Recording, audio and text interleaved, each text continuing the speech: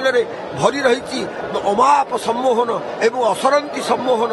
ଆଜି ଶିରରେ ମଣ୍ଡିତ ପତ୍ର ପୁଷ୍ପ ତୁଳସୀ ଖଚିତ ଟାହିଆ।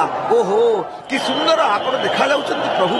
ଟାହିଆର ଦୋଳାୟିତ ଅଭିନବ ଛନ୍ଦରେ ପହଣ୍ଡ ବଣାଇ ଆସୁଛନ୍ତି। ଏବେ ଦେଖନ୍ତୁ ହୋ ଭଗତେ ସ୍ୱୟଂ ମହାପ୍ରଭୁ ଗତି କରୁଛନ୍ତି। ହୋ ଭଗତେ ମହାପ୍ରଭୁ ଏବେ ନୃତ୍ୟରତ।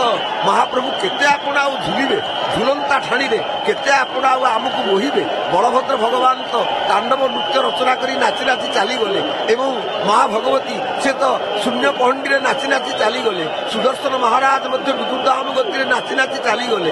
ଆପଣ ଆଉ କେତେ ଝୁଲିବେ ମହାପ୍ରଭୁ? କାହିଁକି ঝুলন্তি রঙ্গে রাই সঙ্গে শ্যাম সুন্দর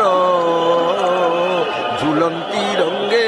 ଆପଣ ଝୁଲଣରେ ବହୁତ ଝୁଲିଲେ ଏବଂ ପୁଣି ଝୁଲିଲେ ଯେତେବେଳେ ବୃନ୍ଦଗାନ ହେଲା ଆପଣ ସେତେବେଳେ ମଧ୍ୟ ଝୁଲିବାକୁ ଆରମ୍ଭ କଲେ ଏବଂ ঝুলিবে তো আজ কুঞ্জে বরজ রাজ ভুলি ন জীবকে চাহিব।